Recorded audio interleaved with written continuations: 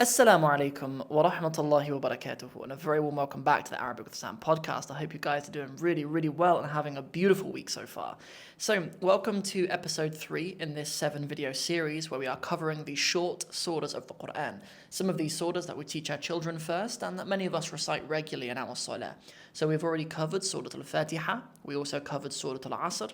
Today we will be doing Surah al-Kawthar, and then after that we will do what are known as the 4 quls, although there are 5 quls actually in the Quran. But the 4 kind of short quls that we find at the end of the Quran: Surah al-Kafirun, Surah al-Ikhlas, Surah al-Falaq, and Surah al-Nas. So today we will go through an Arabic student's companion to Surah al-Kawthar. So let's get into it. Inna a'ataynaka al-Kawthar.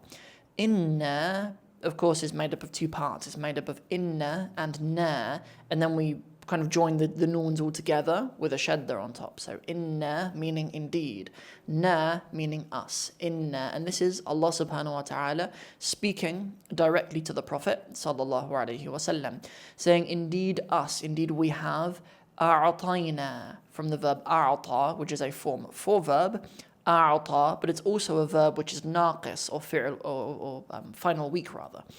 In English sometimes I think the grammarians translate it as like defective verbs or something like that, but anyway, it has a vowel on the end. So we have we a'tayna, we gave to, ka a'taynaka, we gave, a'tayna ka, you. So this verb a'ta is like that. The alif maqsura at the end becomes a ya sound when we use it in the past tense. So for example, like a'taytuka, I gave you. A'taytuha, I gave her something, right? So a'taytu, if it's I gave, but here it's a'tayna, we gave, ka, we gave you, al-Kawthar.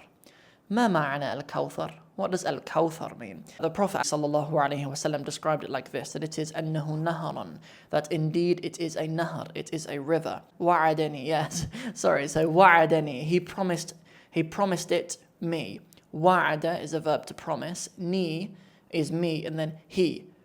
Wa'adanihi, he promised me it. The he at the end refers to the nahar. It's a river, he promised me it. Okay, Rabbi Azza wa Jalla, my Lord Azza wa Jalla.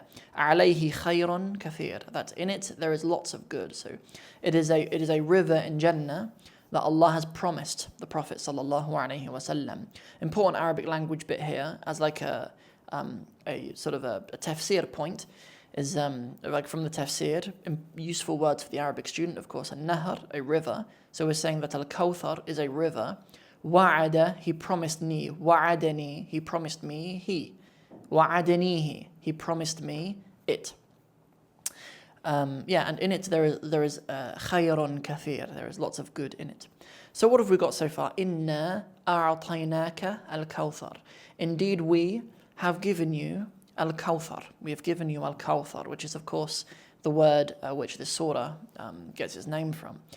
Inna a'taynaka al-Kawthar. So what? فَصَلِّ لِرَبِّكَ وَانْحَرْ. فَصَلِّ.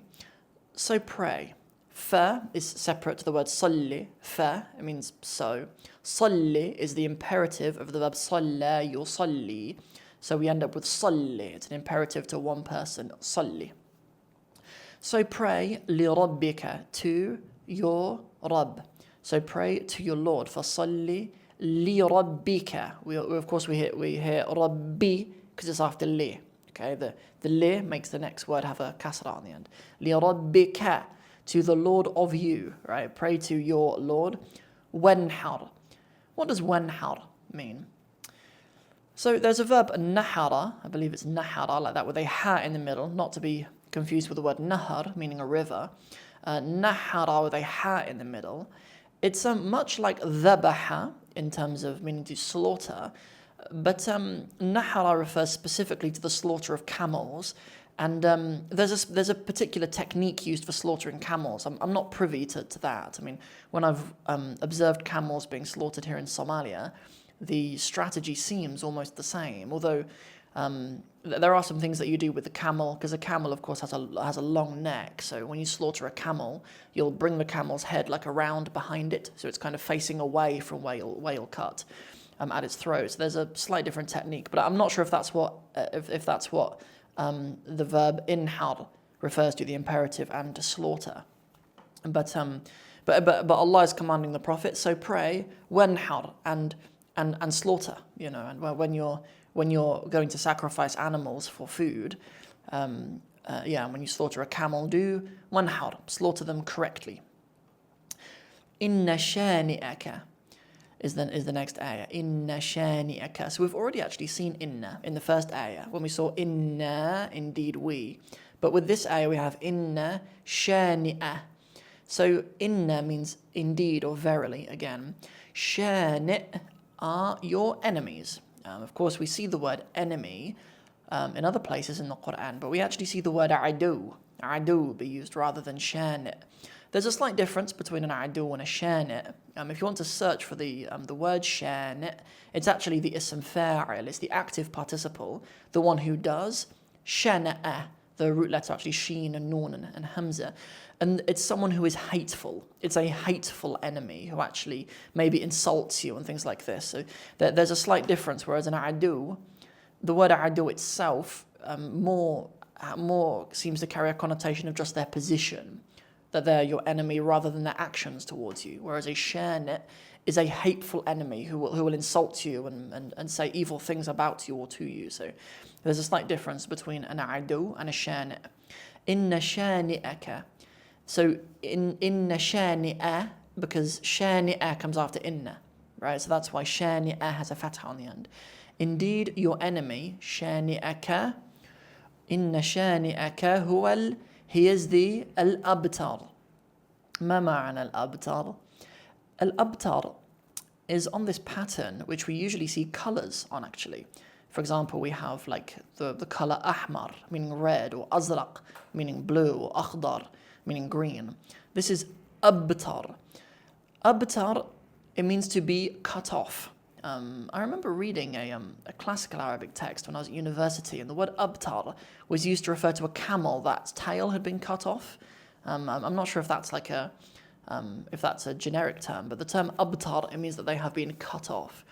And the tafsir of Ibn Kathir offers a really nice explanation behind this, that this is actually a slur that some of the enemies of the Prophet ﷺ used to throw at him because he didn't have a son at that point, right? He had no son. So they said that he is abtar, like his lineage will be abtar, his lineage will be cut off, right? So so that's kind of what is meant by it. It's actually throwing it back on the enemies, and even using the word shani' in reference to that. They used to slur him. They used to insult him with this word abtar. So it's not that you are abtar, okay? Because I mean, if you're going to say that the Prophet is abtar, sallallahu alaihi wasallam, I mean, he's a spiritual father in the sense to billions of Muslims that have ever walked the earth, right? So it's not him that is abtar, or rather it's them that are abtar. I mean, we don't even know them, some of these people. Like, they're just referenced in a footnote that there were some people who used to call him abtar, right? They used to say that he would be cut off. But yes, but in fact, of course, the Prophet sallallahu alaihi wasallam is not abtar, rather they are abtar.